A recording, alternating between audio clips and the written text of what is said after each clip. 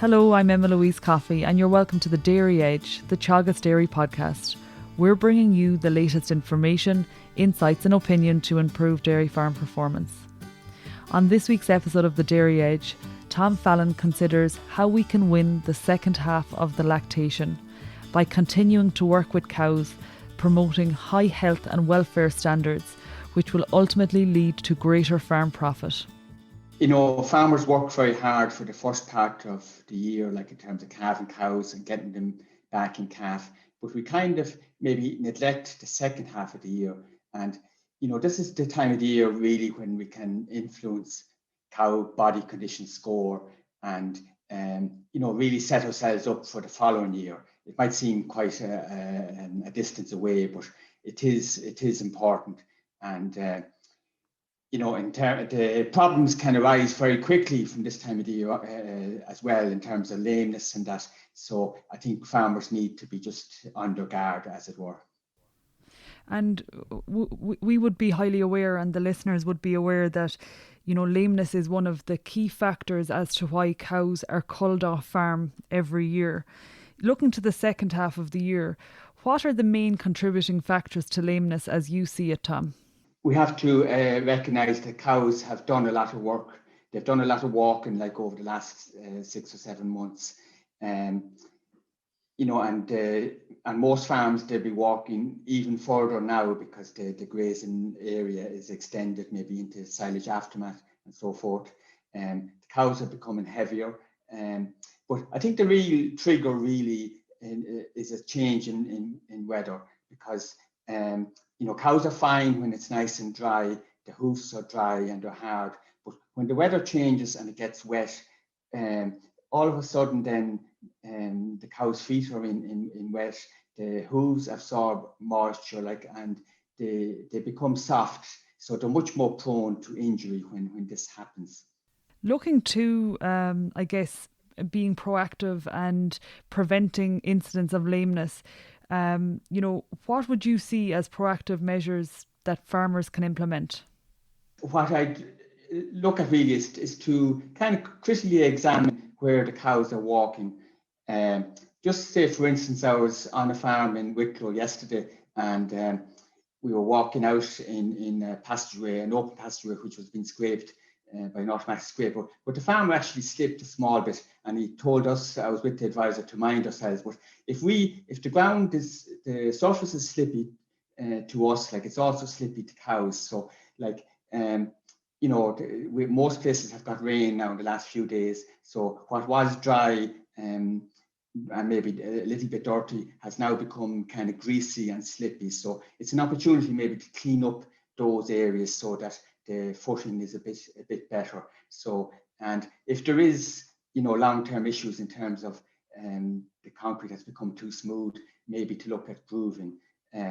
So that's one area to examine, pressure points around the yard, maybe where the roadways join in the concrete pad or join in the collecting yard. That can be kind of a pinch point, like where maybe stones are being dragged up onto concrete, and that's a real no in terms of cows' hooves, because if they walk on a stone, like there's no give in the concrete and the stone is pressed up into the hoof, like so. And even small stones, like we'd see them in maybe white line disease, where the small stones get kind of embedded into hoof, and that can start off just that the cow isn't walking correctly, but it can lead then to lameness further down the line. So really then, like I think for farmers to do a mobility score of the whole herd, just to kind of systematically look at all the cows and how they're standing and how they're walking, ideally on concrete, because that's where the issues will show up. And if they're to do that maybe once a month, and the next 2 months are critical, like I think August and September. And as an incentive, I was kind of thinking that maybe to get in a neighbouring farmer or a friend just to come in, because if all of us are used to looking at our own animals, maybe it's we don't see things that maybe somebody else will see. So to get somebody else in to milk and maybe get yourself and a friend to look at the whole herd systematically. A few follow-on points or questions for you, Tom. I suppose really, really interesting what you say, you know, the farmer telling you to watch out in a slippy area, or even, I guess, where farmers are being selective as to where they're stepping themselves. As you say, it's the exact same for the cow as it is for the farmer. You mentioned mobility scoring, Tom. I suppose, could you briefly explain how to mobility score and what is the range from, say, a good cow to a lame cow on a mobility score scale? There is details of the scoring available online from, you know, the Agricultural and Horticultural Development Board in the UK. So the range goes from 0 to 3. So 0 would be perfect, and then 1 is where cows show some imperfect mobility, and then 3 is kind of seriously immobile. So 3 would be really, you'd be nursing those cows in from the paddock, like, so that's very seriously lame. So really it's you know, it's a way of kind of putting figures onto something, maybe that you'd have an idea that you certainly would know the cows that are very lame, but then the real benefit is got from identifying the cows that are getting lame. Maybe they've got a stone trapped in their hoofs recently, and they're just beginning to show some impairment in movement. But like, if you can release that stone, like, you're saving yourself a lot of money down the line and saving the cow from going lame.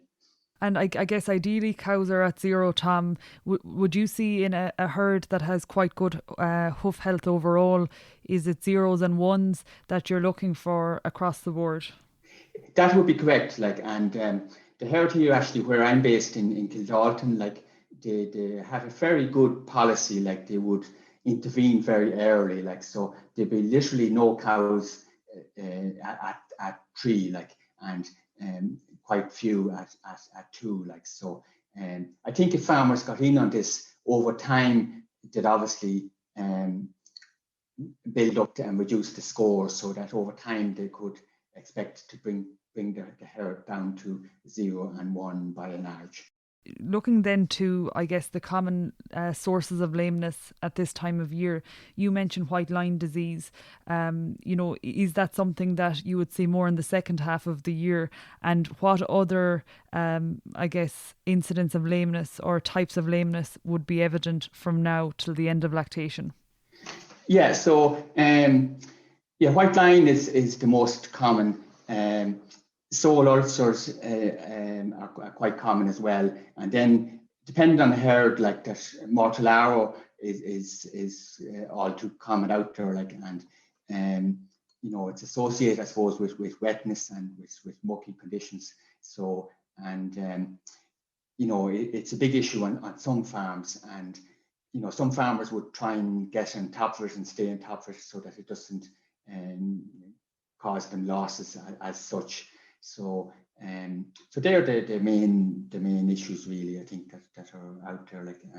And looking to treatment, Tom, like, should farmers be lifting hoofs of cows that are showing signs of lameness or who are, I guess, you know, severely lame? Or are you looking at, you know, I suppose, going straight to an expert in a hoof parer or vet?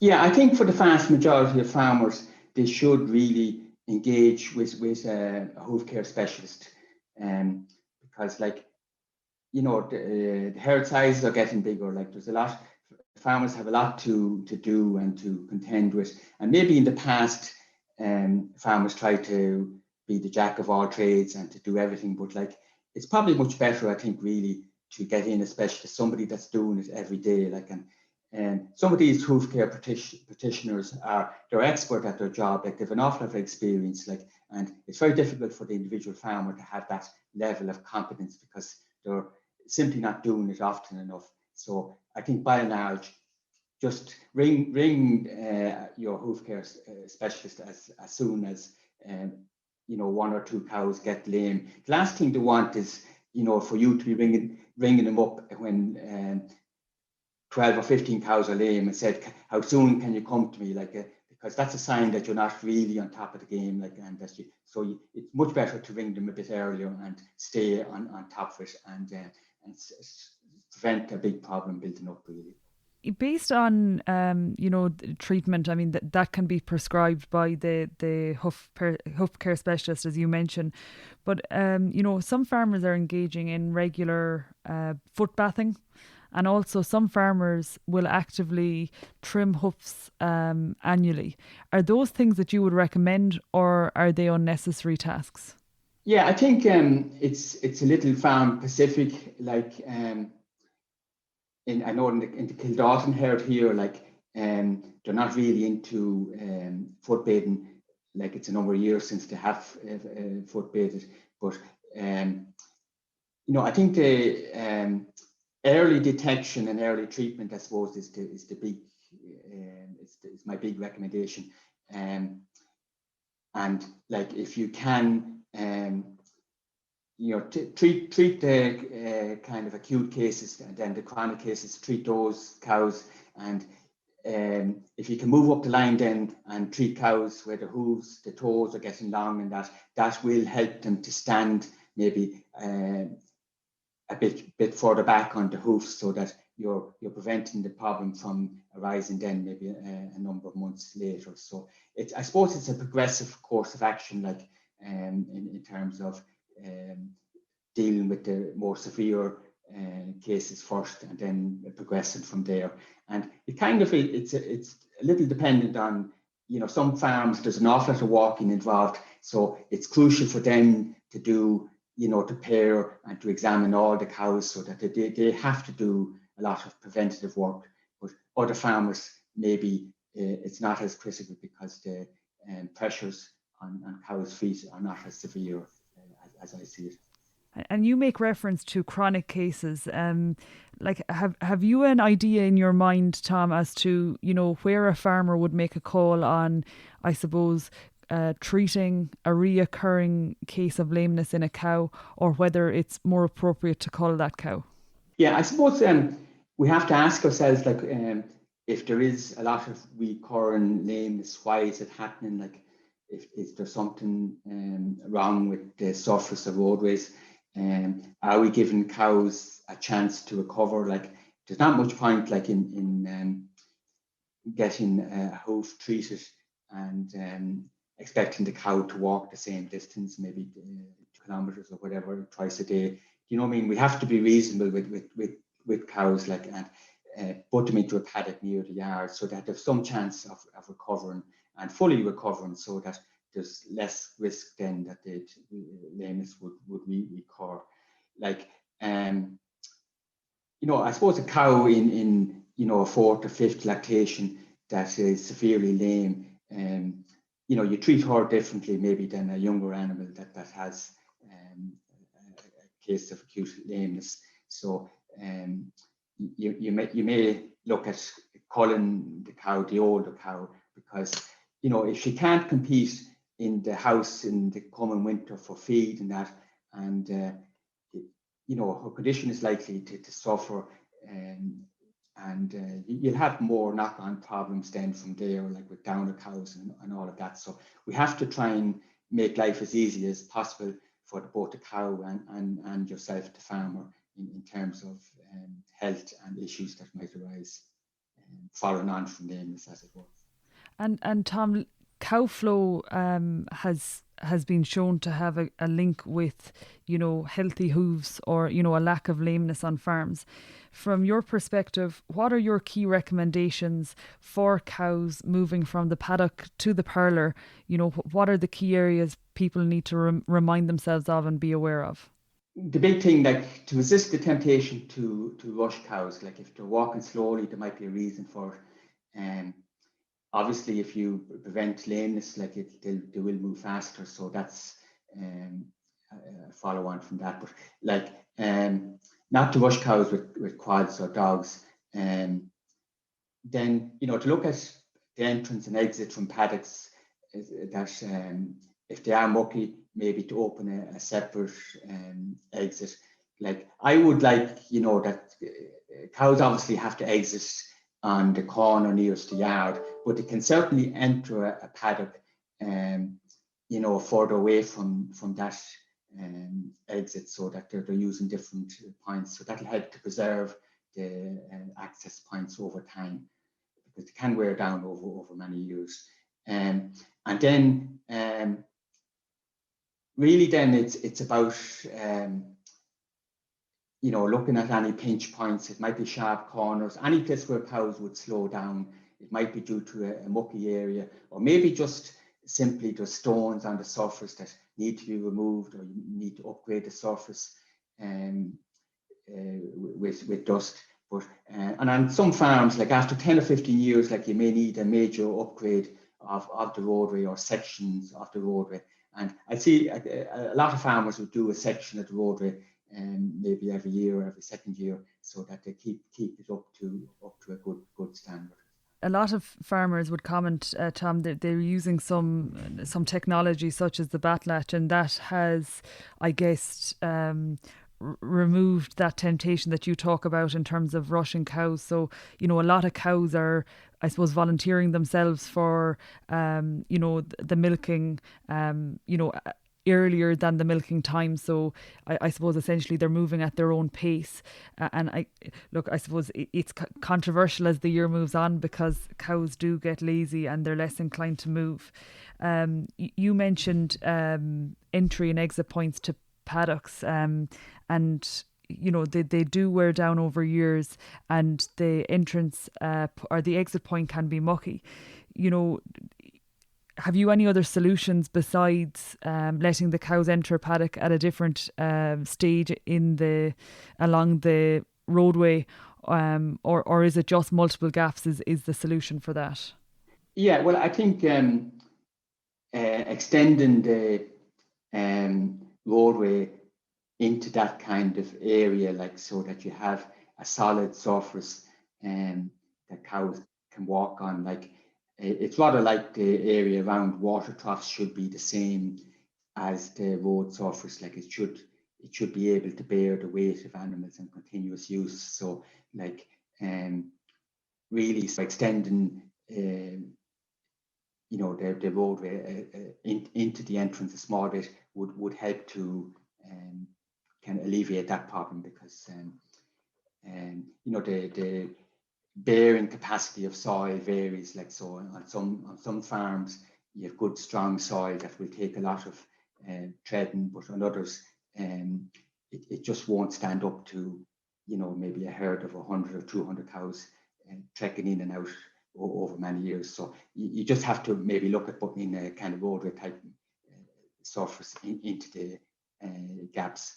And it's really important, I suppose, too, that with mucky gaps, you'll have muck dragged onto grass as well, and that obviously which affects grass utilization. So there's a number of impacts from having bad gaps. And finally then, Tom, if we consider the overall health and welfare of the cow, while it is a bit off just yet, we won't feel the late autumn and winter period coming upon us. If we consider the winter housing requirements, what would you recommend, and I guess what are the regulatory requirements for dairy farms? Yeah, we have to provide a cubicle for each cow, and we have to acknowledge like cows work very hard all year, like so we can't compromise, even though they're just inside maybe for 4 months or less on a lot of farms. We just have to give them a bit of comfort, because they're going to work hard for you all of next year. So really, like in a new building, I like that all cows can feed together, so that there's no crushing at the feed barrier. Because like if there's crushing at the feed barrier, like there's more pressure on feet, there's more pressure on internal organs, and even the calf in the womb can come under some pressure. So plenty of feed space. All cows should be able to lie down together in comfort, and then we're looking for plenty of slurry storage as well. So there's a lot of things come into play. So throughout our conversation, Tom, you have highlighted some of the key areas to encourage and promote health and high welfare standards in dairy cows.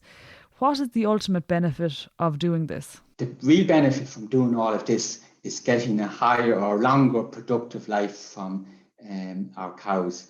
Like the national average completed lactations is under 4.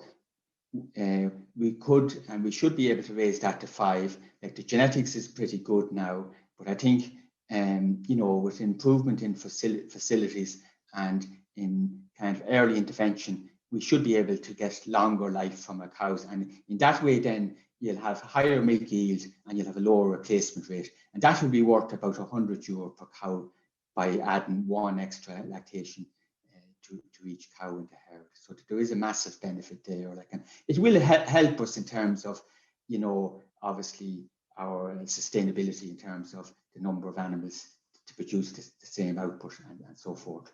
And I think that €100, it is a big figure. And when we look at it across a whole herd, for the people listening in today, when they, I suppose, add that up and multiply it across the whole herd, it's huge money that can be retained in terms of profit on the farm. And it makes sense, these, mature cows have that higher yield, and also you require less replacements on farm. Thank you, Tom. Thank you very much, Louise. That's it for this week's episode of the Dairy Edge podcast, and my thanks to Tom Fallon for joining me on this week's show. Don't forget to rate, review and subscribe to the podcast. You can listen on Apple and Google Podcasts as well as Spotify, and for more information go to the Teagasc website at teagasc.ie. I'm Emma Louise Coffey, and join me next time for your Dairy Edge.